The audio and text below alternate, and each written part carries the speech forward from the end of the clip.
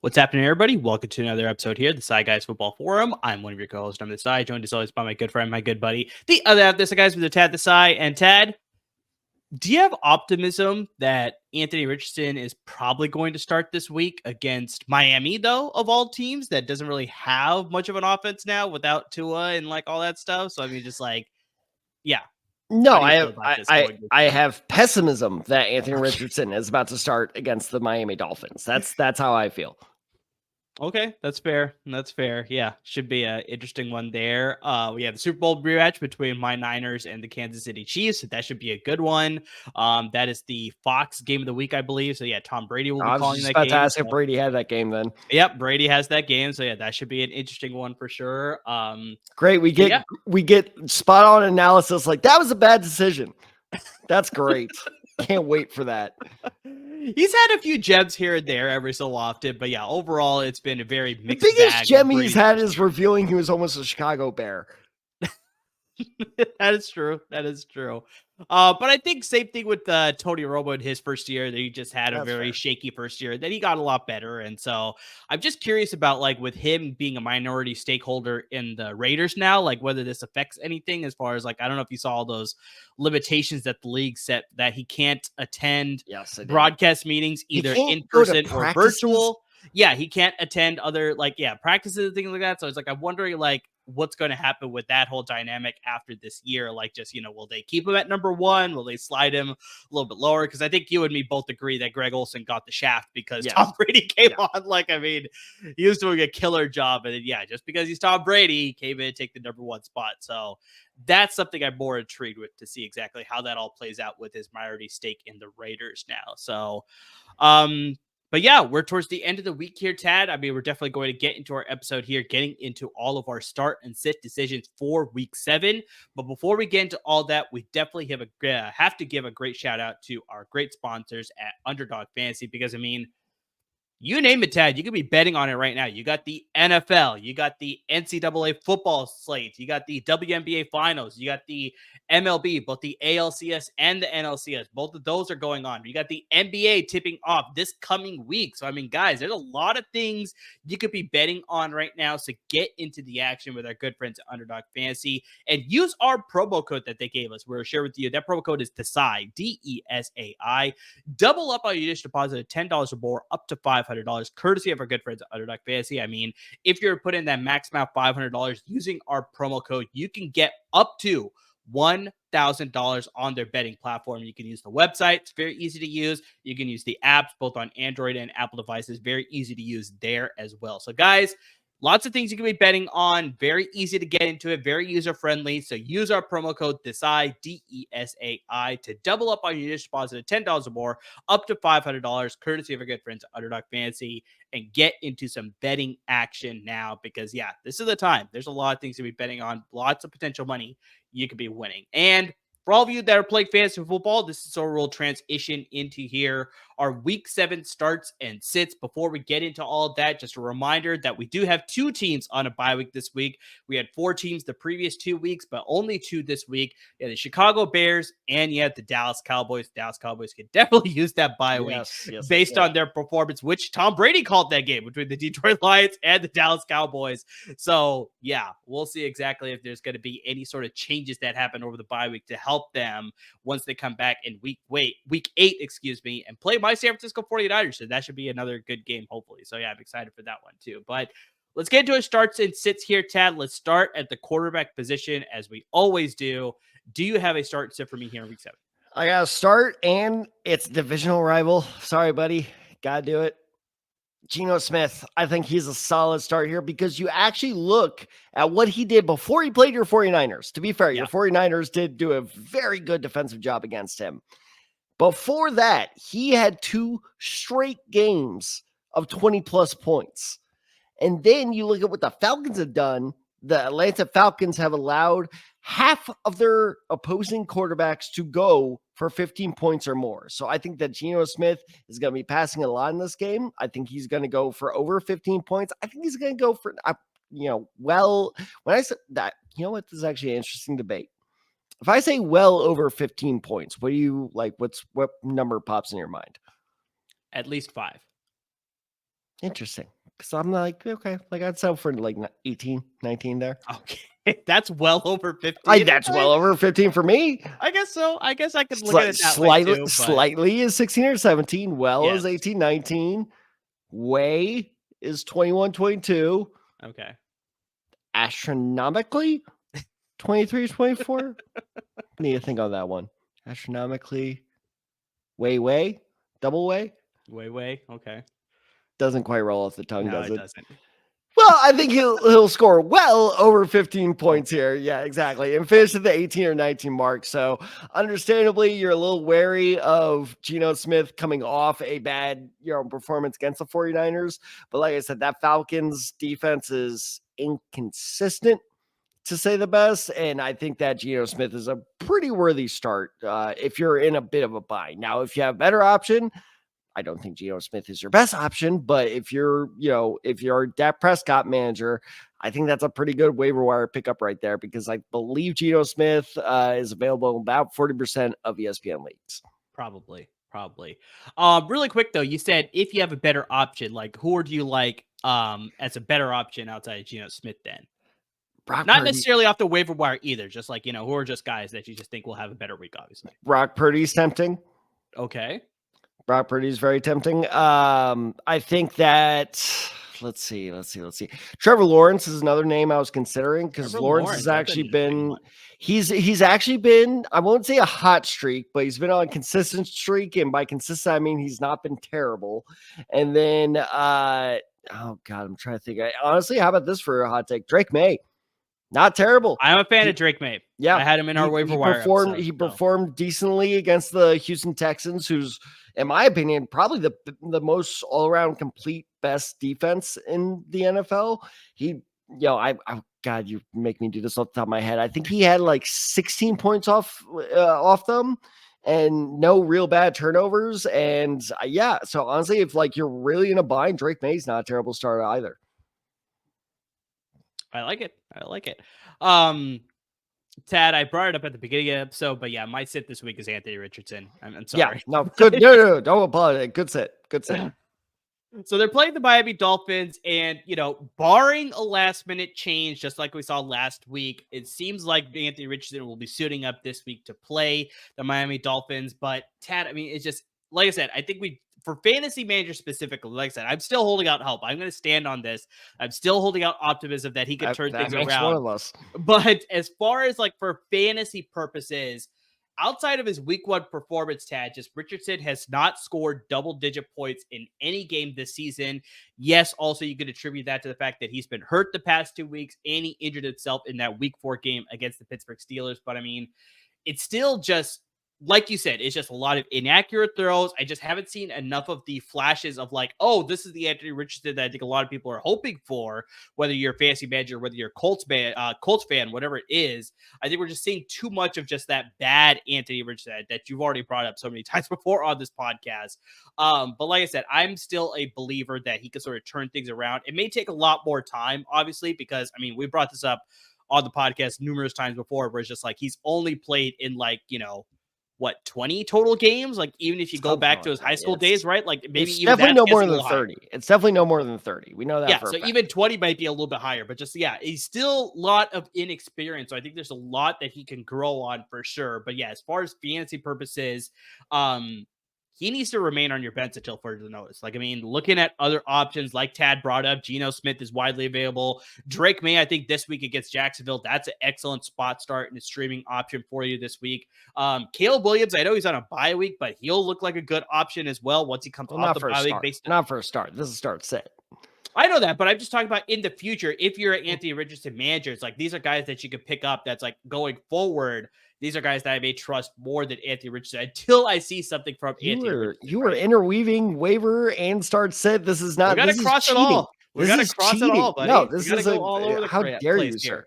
But yeah, 100%. Like I said, sit him this week. Miami poses a tough defense as well. They've only allowed 3 passing touchdowns all season long. They've also allowed 172 passing yards per game this season, which is the 3rd fewest in the NFL. So yeah, maybe the offense is struggling for Miami, but their defense is reflecting to sort of anchor up that team to hopefully keep them in contention game to game, week to week. So yeah, all that combined, Anthony Richardson, he's a sit this week for sure. And probably for the foreseeable future too. It's just too much unknown. Like you said, it's because if you look at, if you're on ESPN, I know you see that green, 22 or whatever it is of oh, Miami's defense sucks. Yeah. Their pass defense isn't all that bad. I mean, it's not great, but it's not all that bad. It's their rush defense. And trust me, we'll get into that in a bit. That is terrible. It's that, it's okay.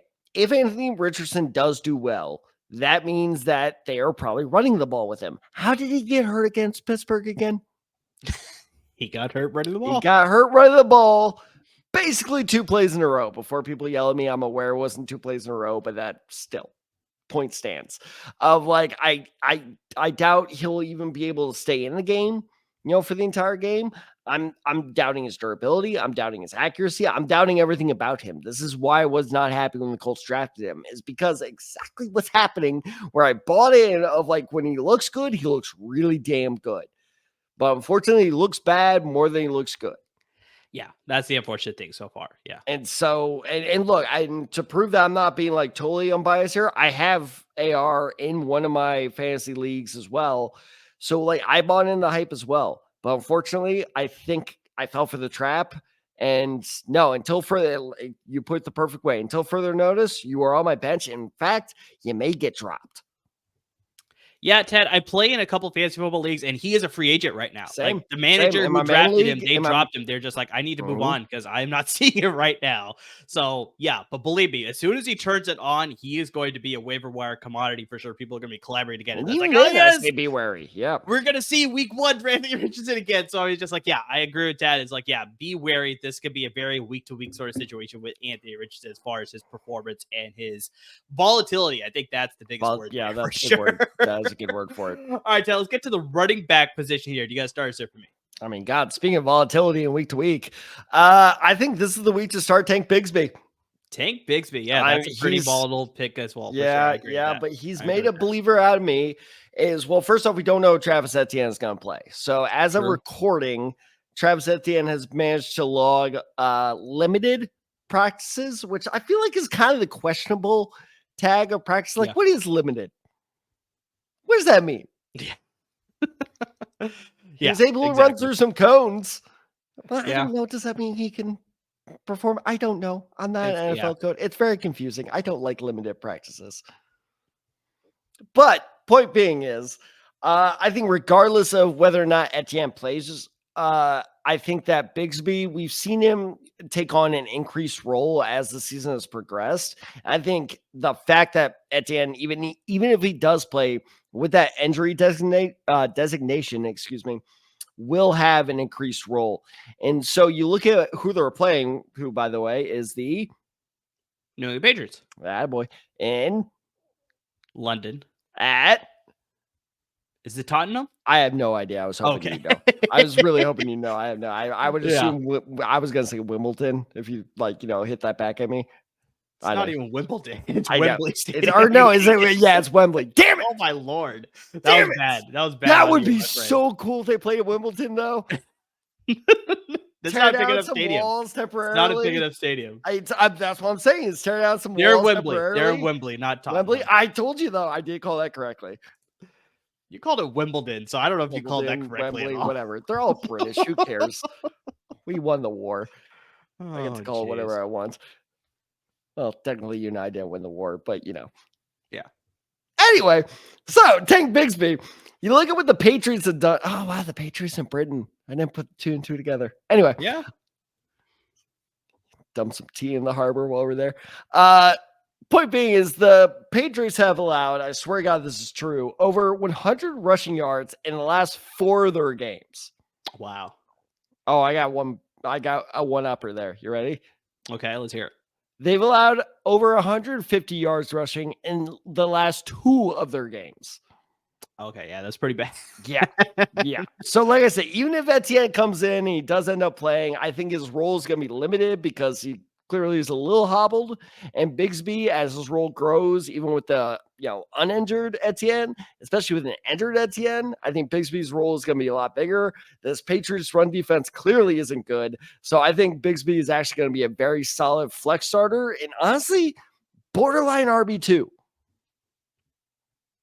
Those are all things that you want to take advantage of, especially when you have an injury at the starting running back position. In this case, obviously, Etienne. You have to monitor the situation as we go through the weekend to see whether he's going to be able to play or not. But I think regardless, just like Tad said, it's just you probably will see, even if Etienne's able to go, we may see more of the carries go towards Tank Bigsby anyway. So I think that's naturally a very good start this week. Yeah, I'd probably lean more towards that flex option as opposed to RB2. But yeah, it really just depends on your roster situation. So, but yeah, I like him as a good start this week for sure, based on, I didn't realize how porous the Patriots rush defense was. Dude. That's pretty bad. Really That's pretty bad.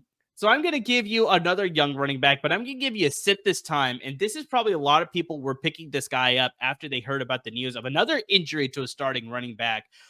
Isaac Guerendo of the San Francisco 49ers. I'm saying sit him against Kansas City. So the starting running back, Jordan Mason, he has been limited in practice all this week. But here's the one thing to give you a little bit more clarification, Tad, over your sort of like, what does your limited mean? Jordan Mason is wearing a blue non-contact jersey all through practice this week. So that pretty much is saying that just like, okay, yeah, he has been doing drills and stuff like that, but yeah, people cannot touch him at all. So we'll have to see whether he's going to be ready to go for Sunday against the Kansas City Chiefs in that Super Bowl rematch. He could be a game time decision, but I think if Mason was not able to go, this is why a lot of people were picking up or going to go after Isaac Guerendo off the waiver wire, because they're like, okay, well, it's a Kyle Shanahan system. We'll just plug and play the next running back and he'll do good for us. So you look at what he did against Seattle. It's like you look at that theory and it's like it sort of could play out for you because he had 10 rushes for 96 rushing yards in that game against Seattle, including a long run at the very end of the game to ice the game. But that's the key word there, a long run. Tad, on that very end run to close the game for the San Francisco 49ers and pretty much clinch a win for them, he had a 76-yard run. Damn. In the game, though, he had a total of 96 yards. So, I mean, if you just do the math, he had 9 rushes for 20 yards leading up to that 76-yard run. And in case you want the per yards attempt, that's only 2.2 rushing yards per attempt. And that is not something that is very exciting to me. He's a rookie. So, I mean, I think he's still adjusting to the system. He's still adjusting to obviously playing in the NFL. So just like I hadn't seen it, even at the few times that he played before the Seattle game too, I was just like, I think he still is trying to figure it out, still trying to pick up where the holes are, where to sort of hit the right, situations and get the right yardage sort of thing there. So I think everything went right on that 76-yard run. So you see the home run threat ability, but it's like I saw too much of that 2.2 yards per attempt, which makes me like I'm a little bit hesitant to start him against Kansas City. Also add to the fact that Kansas City's rushing defense has been very tough to produce on. They have not allowed, Ted, this is a crazy stat for you. They have not allowed an opposing running back to have over 50 rushing yards all season long. This includes games against Derrick Henry and Bijan Robinson. Held both of those guys to under 50 rushing yards. Kansas City has also allowed only 2 rushing touchdowns all season long. So whether it's Isaac Guerendo, whether Jordan Mason will all of a sudden have a great recovery and he'll be a full go on Sunday, I'm not starting any San Francisco running back because I think just it's going to be a tough go against this Kansas City defense. I have a feeling Kyle Shanahan may sort of try and work in, like, you're hearing all these comments about Brock Purdy. He's not an elite quarterback. I think it was like Colin Cowherd who picked Bo Nix, Trevor Lawrence, and like all these other quarterbacks ahead of Brock Purdy. Like, Tad, I don't know if you saw that video. No, I did not see that. That is absolutely ridiculous. I'll find it and I'll share it with you. But just wait, Bo Nix and who else? Trevor Lawrence were 2 of them. There's a couple others they listed off too, but I can't remember all of them. But yeah, Bo Nix was the one that a lot of people had a lot of argument with. But just like, I have a feeling Kyle Shanahan's going to be like, you know what? Brock Purdy's going to be the guy to beat the Chiefs. And I feel like that may or may not work in their favor. But just, I don't trust the SF running game this week, surprisingly. No, I'm not going to give, a game prediction of who ends up winning the game. But I completely agree with you of like, I don't trust anyone in this running game right now, especially because Jordan Mason has been extremely streaky as well. Let's not pretend like Jordan Mason has been this like fantasy superstar. Like he's, I believe he's only scored over 10 points in half PPR leagues twice this season. I may be a little off on that, but I'm not off by much if I am. Like he's been like he's been very boom or bust. And yeah, you downgrade from Jordan Mason, it's even a bigger bust potential. So yeah, I don't love that matchup. And by the way, just a quick correction on your part. You say the Chiefs run defense. You are actually incorrect there. It's just hold on, let me check my notes here. Yeah, it's Chris Jones. They have some good linebackers. Come on. They have Nick Bolton. They do have Nick Bolton, who I did call being good, by the way. Yeah, exactly. They have some good defenders out there besides Chris Jones. But I mean, he's a main reason. Name one other. Nick Bolton, Chris Jones. Justin Reed's a good back-end safety for sure. Yeah, he doesn't help against the run. I'm blinking on their other linebacker that I think is really good too. George Karlaftis is pretty good against the run too. So shit, that's fair. That's a good one. Well played, touche. God damn. But yeah, so I think just at this SF running game, normally it's something that's like, automatic start regardless of who's back there. I think just this matchup this week, I think is working against you. So yeah, do not, if you're spending like free agency budget on Isaac Guerrero, like don't spend any if you can avoid it, or spend very little, because it's like, yeah, I don't think the start's going to work out this week for you in case Guerendo's a go and Mason is not a go. So all right, Ted, that will close out the running backs here. Let's get to the pass catchers. Let's get to the wide receiver position. Do you got a start or is it for me? I'm going to do the thing. Should I do the thing? You do so many things on this podcast. Yeah, I'm curious where it's going to go here. I'm going to do the thing. Okay. Sit Tyreek Hill. Honestly, not that surprising. Come on. We sort of talked about this at the beginning of the episode. That was my hot take of the episode. Come on. It is still a very, it's a pretty hot take. I will agree with you, a player of his capabilities, but just like, yeah, we sort of talked about like the offense has sort of been struggling without Tua Tagovailoa. So, I mean, it's like, yeah, it's going to be interesting. But you also throw to the fact that they just had a bye week, so maybe that will give Tyler Huntley a little bit more time to gel with all the receivers. Yeah, it's still a hot take. That was the problem. Gel was the problem. But all right, keep being Kurt Russell, fireman on my take. What movie was that, by the way? Was it Kurt Russell? Kurt Russell was a fireman. I do not remember. Something 42, Firehouse 42. I don't know. Chauncey, let us know. I'm going to text him after this. He's going to get mad at us. Point being is, other than you Kurt Russell-ing all over my take, look, he is yet to score, at least in half PPR leagues, over 10 points yet this season. He has only had one receiving touchdown all season. Wow.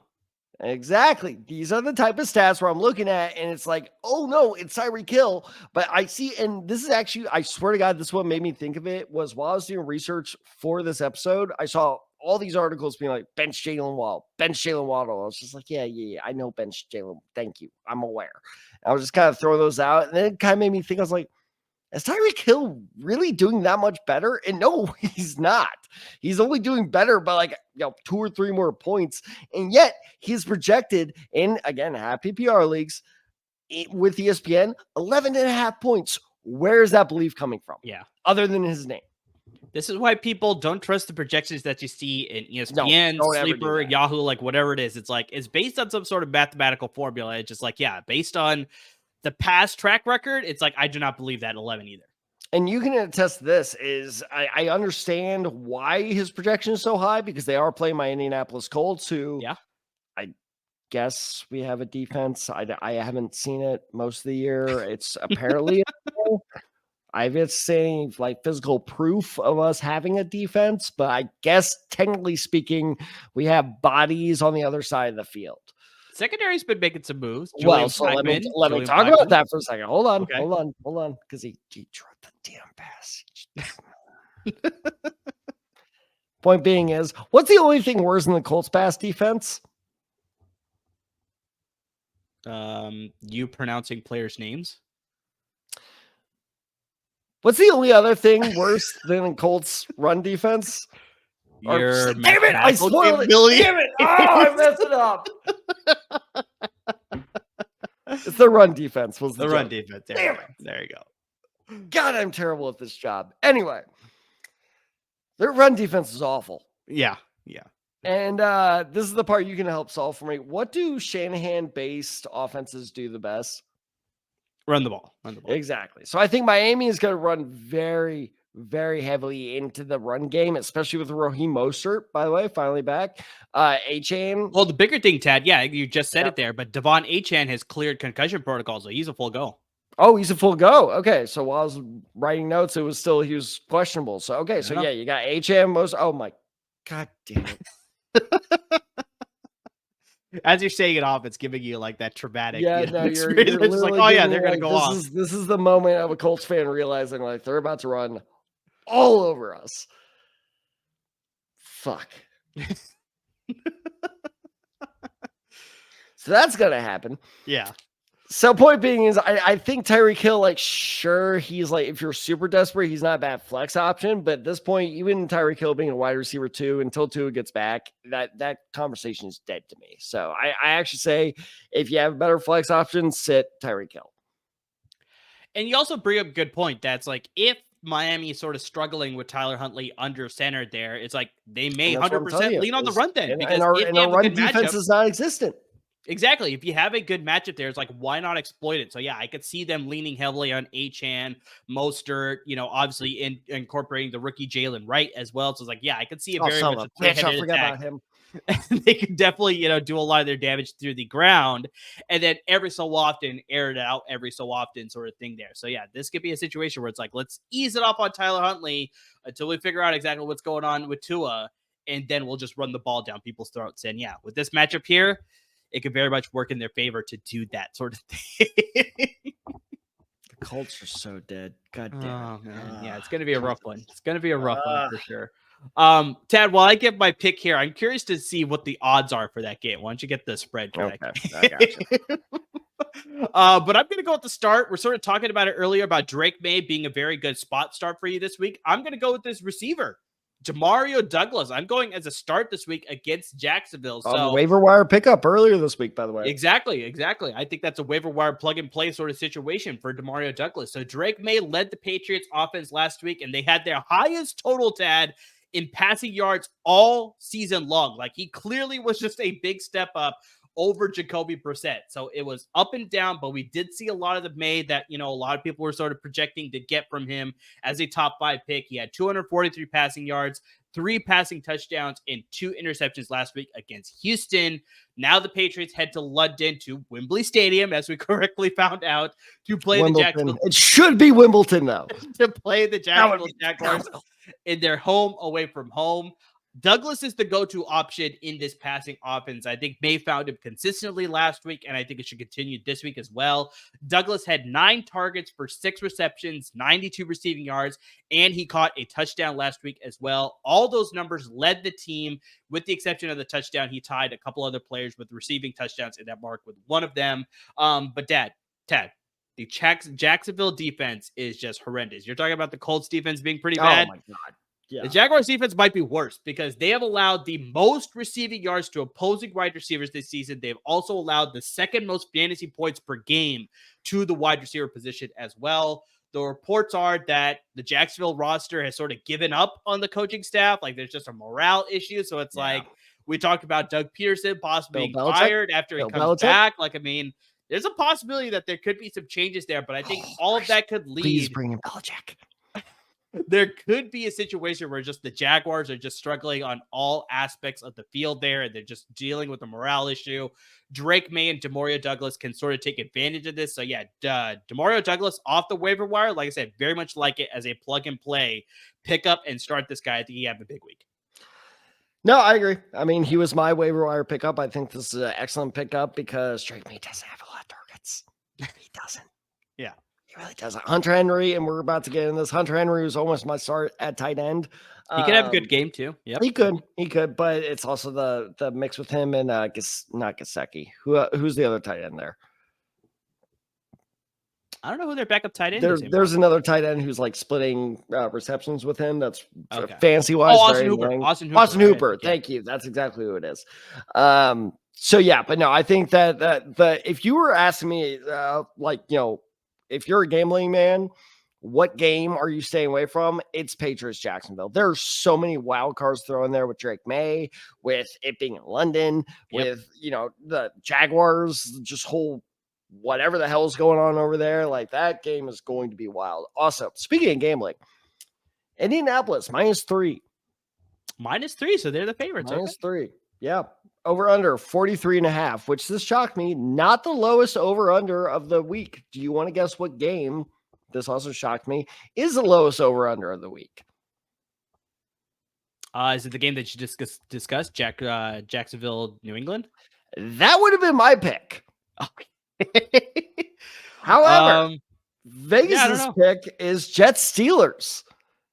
Ooh, yeah. With Russell Wilson's first start, that could Davante Adams though. Still, like, I don't know. I feel like that could still be because Steelers have a good defense. So it's I could see them. What would you set that over under at? That's lower than 42.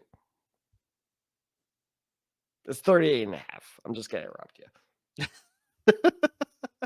I would have said it at like 40, like 39 I would have put that like 39.5. Yeah. Patriots Jags is at 42. Take that under. Okay. Take that under. Lower there. Yeah. Listeners, viewers, take that under for sure.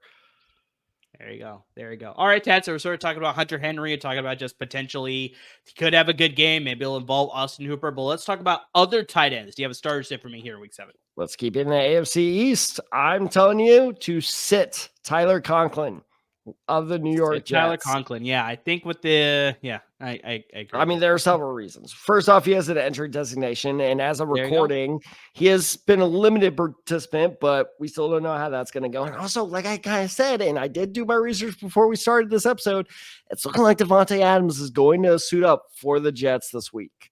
I think so. I think with that, the Aaron Rodgers, Davante Adams thing, it's just going to be, again, it's gonna be like spamming circle on the slants in Madden, where it's just like keep doing it, and like eventually the guy online just quits against you. Not that I've ever done anything like that, but point being is, I think that Conklin. Well, first off, he's only top 10 points once all year. So Conklin already was having kind of a disappointing year because you and I both agreed that Rodgers loves him some tight ends, but just the way this Jets offense has been working, fancy wise, it hasn't been producing the results we've been hoping for. Fair. So I think even with the addition of Davante Adams, that's just further bad news for Tyler Conklin. So until I can see that, man, you know what? I could be wrong. Maybe this is actually good news for Conklin where, it opens up the offense more. It gives him more space to work with, quite literally more space to work with. Yeah. I could totally see that happening. But until I see evidence of that, I'm not trusting him. I'm not saying drop him, but he's definitely on my bench until further notice. That's fair. You bring up a lot of good points there. I think the biggest one that you sort of brought up is just, with the acquisition of Davante Adams, now we really need to see what this offense is going to look like. Is it going to be? And Mike Williams is apparently pissed off now, so who knows where he's going to go. Well, apparently, he's on the trading block. Yeah, the Jets are looking for suitors to take him off their hands because, now they have a sort of a glut at the wide receiver position. So, I think just... How is a glut? Yeah, a glut. So what the fuck is a glut?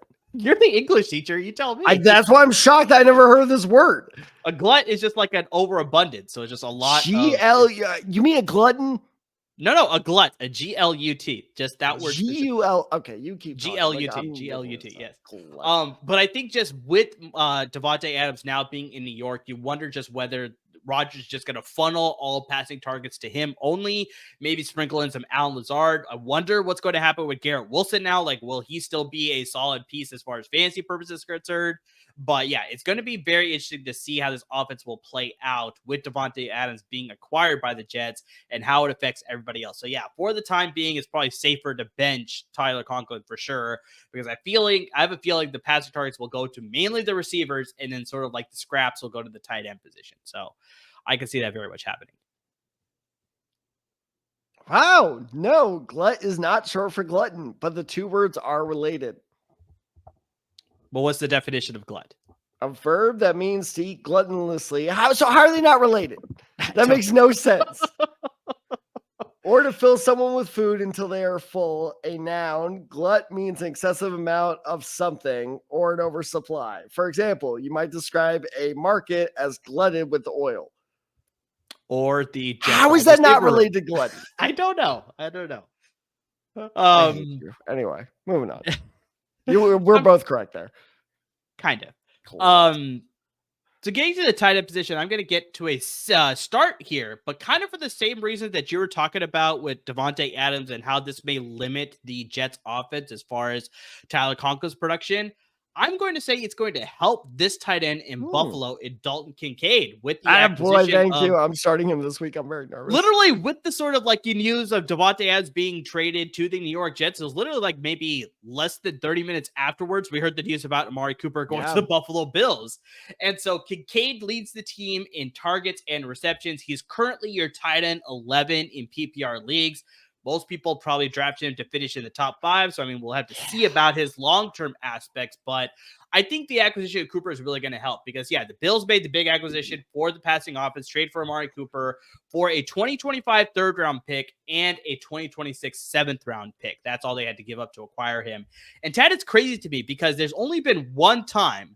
Amari Cooper's been traded 3 times now. There's only been one time that he's been traded for a first-round pick when he was drafted in the first round. The Raiders traded him to the Dallas Cowboys back in 2018 for a first-round pick. And then you have to remember back in 2022, the Dallas Cowboys traded Amari Cooper to the Cleveland Browns for a 5th-round pick and a swap of 6th-round picks. So, I mean, it's crazy because he's one of those underrated receivers that just doesn't get a lot of recognition, but the guy produces. You and I have always talked about this. It's like the amount that NFL teams overvalue draft picks is absolutely ridiculous. Like the fact that like Davante Adams, they're like, I demand a 2nd-round pick. It's like, motherfucker, if I'm giving up Davante Adams, you best be giving me a first because that is a first-round talent. And for some reason, they're just like, no, 2nd round? Oh, that's good. 2nd round? Yeah, no, that's all right. You know what's funny, Chad? It's not even a 2nd-round pick. It's a conditional 3rd. Yeah, that's true. It's performance-based, right? It has to be the qualifiers of the Jets have to make the AFC title game, or I can't remember the other qualifier. Wait, but it's like team performance-based? Yeah. And he has to be on the roster for that team to be there. So it's like the team has to make the AFC title game, and he has to be on the roster for that game as well. And then there's another qualifier that I can't remember what it was either, but just like, So it's like, it's a conditional 3rd. So it's like, as of right now, it is a 3rd-round pick. And then they have to beat those qualifiers, and then it'll become a 2nd-round pick. So that was surprising. You and I would run an NFL team so well. Because like, I texted you about this, what was it, Sunday night, where I was like, you and I both loved Osiris Torrance. Yeah. And like we knew he was 1st-round talent, and that dude shut down that defensive line on Sunday night. He did. How are teams run this badly? Anyway, sorry. I don't know. Jumping back to Dalton Kincaid. Run your team well, Amir. Carry on. But jumping back to Dalton Kincaid as to why I think he's a start. So now I think, we saw this offense obviously last year and a couple years before where it's like Stephon Diggs was that primary option. All the targets went that way, but then it allowed some of those other supplemental pieces to also flourish. So it's like, that's how we heard the name of Dalton Kincaid sort of emerging in that offense. Dawson Knox was a name for a while before they drafted Dalton Kincaid as well. Fuck that guy, because I thought Kincaid had caught that touchdown, and I realized it was the other white guy. So I think Cooper will now see a steady stream of targets in this offense. Josh Allen will look his way. I think that's why they made this trade, so they could obviously give this offense a primary option. But I think Kincaid is a very gifted option in the passing offense. But I think something that's sort of separated for me as what we saw to this offense as to why they decided to trade for Cooper is that Kincaid is gifted as a receiver, but he's not going to be a primary threat. He's not going to be that dominating force that you see with like, Travis Kelce or Mark Andrews. Brock Bowers. Yeah, Brock Bowers, I think, could be that for sure. So it's like, I don't think he's that type of guy. He's a very good Robin to somebody else's Batman. And so I think this is the case here with Kincaid. Now they acquire Amari Cooper. I think we can see a very productive offense for the Bills. They just got a little bit better, I think, We already saw Josh Allen spray the ball, but so now I think we'll see a little bit more of what we saw last year, going to a lot of Cooper. We'll see Kincaid get sprinkled in. We'll see. I think this could help Keon Coleman as well. I think he should get some development playing under Cooper as well. But I think the biggest thing is why I like Kincaid this week specifically with the acquisition of Cooper is that Cooper will need to sort of adjust to playing with Josh Allen. I think that'll take a little bit of time. So over the weeks, it'll get a lot better. But I think the biggest thing is that the Tennessee Titans, that's where they're playing this week. L'Jarius Sneed, Chidobe Awuzie, I think they'll be able to shut down the receivers, and this will allow Kincaid to sort of work the middle and work the sidelines to sort of be a very consistent threat for Josh Allen. So for this week, I definitely like Kincaid to sort of be sort of that forefront of the passing offense, But I think overall for the rest of the season, for all of you Kincaid managers that were a little bit worried, including you, Tad, that was just like, I invested a lot of capital in this guy and he hasn't been producing all that well. I think the Cooper acquisition will make Kincaid sort of realize that potential that a lot of people drafted him in. So he'll be a lot better, I think, going forward. That's why I was shocked by the Cooper trade. I don't know about you. I almost suggested doing a live episode after those two trades. You and I go live and kind of discuss it. I almost thought about that. But yeah, the Davante Adams trade obviously wasn't surprising because everyone saw that coming from a mile away. But the Cooper trade shocked me. I know hilarious, Tad. Like, I mean, sorry to interrupt here, but it's like, I know he wanted to go to New York and play with Aaron Rodgers, but he was also like interested in playing with Derek Carr. And you look at the Saints receiver room now, it's like, you have to believe they're like, why didn't we offer more to get this guy? Because we can use him now. Oh, God, good they. Tonight was rough. Sorry, New Orleans. Yeah. But no, it was fun. The Amari Cooper trade surprised me more. I didn't think Cleveland would actually move him. But also, I like it more. I think that's a better trade. I agree. I 100% agree with this one. For the reasons exactly like what you laid out. Like the Davante Adams feels like a desperation move by Woody Johnson. It's kind of the same thing as the Robert Saleh firing of just like, I need to make the fan base happy. Look, here's this thing. Look, here's this thing. It was just like, just okay. But is that really the whole problem? Like that wasn't the problem with your team. Yeah. That you didn't have a receiver. The Amari Cooper thing, that fixes a problem with a team that was already succeeding. Exactly. And I think you absolutely hit the nail on the head. I like me with that just saying right there. I think it opens up that offense so much more and that you're going to get that. And plus it takes so much pressure off Keon Coleman. I felt for the kid. Like he has so much pressure of being like, all right, dude, you're our stretch the field guy. And it's like, I can't be like your number one guy and your stretch the field guy at the same. I'm not capable of that yet. I think he might get there one day. But as of now, no, he can't be Stephon Diggs in his rookie year. That's ridiculous to ask for. So, yes, I think just this entire Bills offense, fantasy-wise, it's just, the Jim Cramer thing of just like I'm hitting the red button. It's just, green arrow all the way up. Yeah, I agree. I like the Amari Cooper trade a lot more than that Davante Adams trade. It's exactly like I said. I think they just had to make a splash move to sort of like, oh yeah, we're still in it. We fired Saleh, but it's like jazz hands. Exactly. But yeah, I think this Bills offense, should see lot more high productive situations for both Allen, Keon Coleman, Dalton Kincaid. Amari Cooper is saved from the dregs that was Cleveland's offense. So it's like, that's a great situation for him as well. So all your Amari Cooper managers, you guys are probably, very happy that it's like he's a member of the Buffalo Bills now as opposed to the Cleveland Browns. All right, Tal, let's get to our defenses and our kickers now. Do you have starts or sit for me at both positions? I got a little bit of both. So I got sit the Jets defense against the Pittsburgh Steelers. Interesting. We're just talking about them. Yeah. Well, but this Jets defense has been so like hyped going into the season. And, I thought they would be as well, but they're really not that good. They've only scored over 10 points twice this season. Do you want to guess who those two opponents were? Was one of them Buffalo? Nope. I don't know who else they played. I was about to say, they didn't do it against San Francisco, I don't think, right? No, they did not. So they were against the Tennessee Titans. Makes sense. And the New England Patriots. Also makes sense. Yeah, exactly. Everybody else where it's like, exactly like your 49ers is a great example of like, if you score over 10 points, okay, maybe you're legit. Maybe this is a good fantasy defense. No, they've scored 8 points or less, actually 7 points or less against every other opponent except for those two all season. This Jets defense is not good. And here's a crazy stat. Do you want to guess how many opponents the Steelers have let score over 10 points in fantasy? 1. Zip.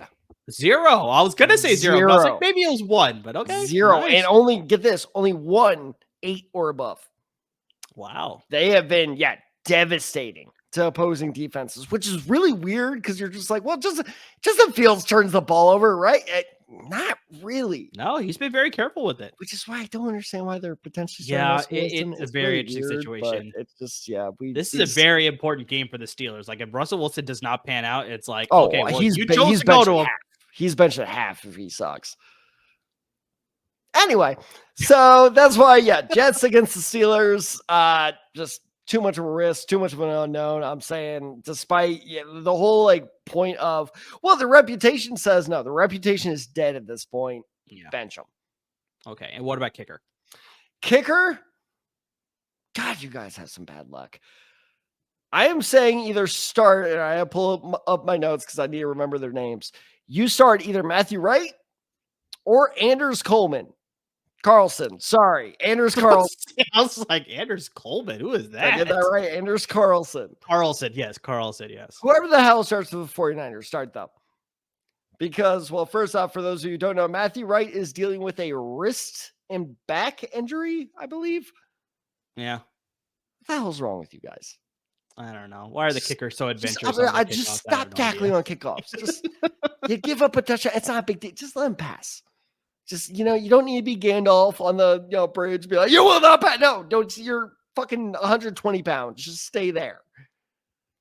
What the hell's wrong with you guys? Anyway, when they are healthy, though, 49ers kickers have scored in the double digits in half the games so far this season. Oh, okay. I know. How about that? And by 49ers kickers, I mean, mostly Jake Moody, who is I love this. He is doubtful. Let's be real. But no, I think exactly. I think this 49ers game is going to be a bit of a shootout, which means a lot of opportunities for the kickers. So I think whoever ends up starting as the 49ers kicker is a pretty safe bet for 10 or 11 points, which is really all you want out of your kicker. Anders Carlson is the brother of Daniel Carlson. So now, I was wondering if there was a relations there. So is it Anders? I think it's Anders, but it might be Anders. I went with the white guy version. Exactly. I think that's exactly. You whitewashed his name. Okay. So you said sit one New York defense, excuse me. I'm going to say start the other ones. I'm saying start the New York Giants defense against the Philadelphia Eagles in a division. Are you insane? The Giants currently have the 8th best fantasy defense in fantasy football right now. In 3 of the last 4 weeks, the Giants have scored 9 points or more. This includes a 19-point performance against the Seattle Seahawks 2 weeks ago.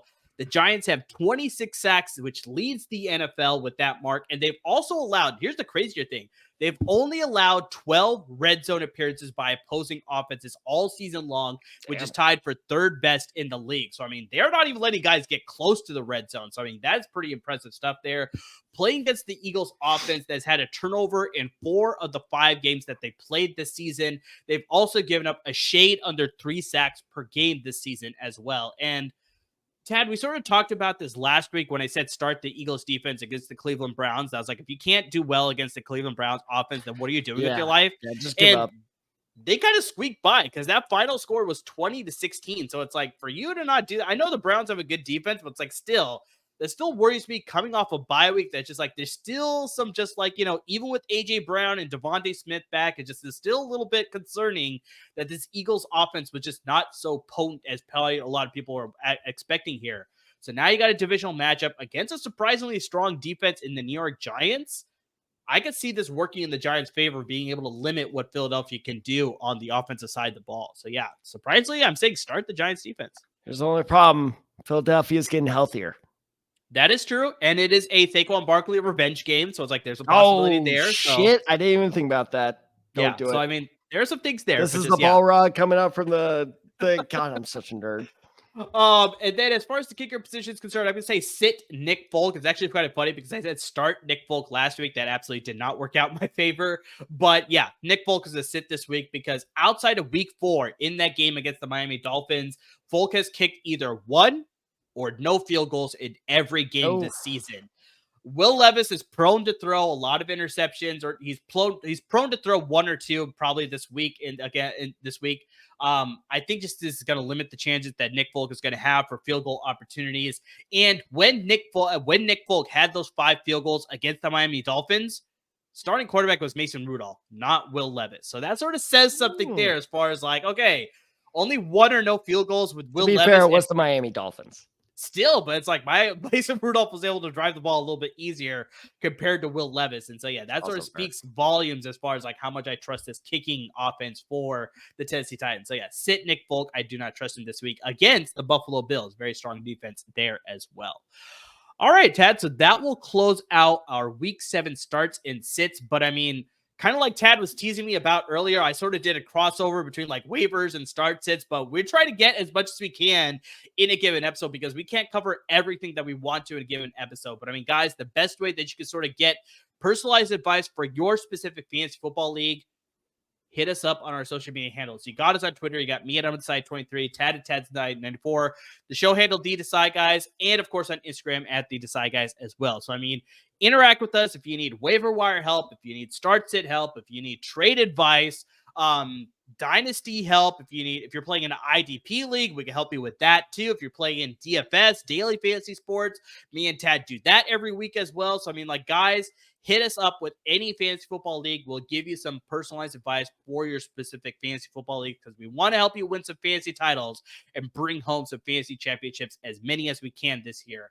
Guys, make sure you subscribe wherever to your podcast. Make sure you subscribe to our YouTube channel. And please, please, please make sure you're supporting our parent network at LAFB Network because they're giving a lot of great content when it comes to the Rams and the Chargers at the professional level and the Bruins and the Trojans at the college football level. So lots of great content coming from a lot of great content producers about all 4 LA football teams. And guys, to everybody who's already supporting them, who's already supporting us by interacting with us on social media, by listening to our podcast, watching the videos, watching our Underdog YouTube shorts. We appreciate all you guys as well. But I mean, just anyway, and everything that you're doing to support the podcast, we really can't thank you enough.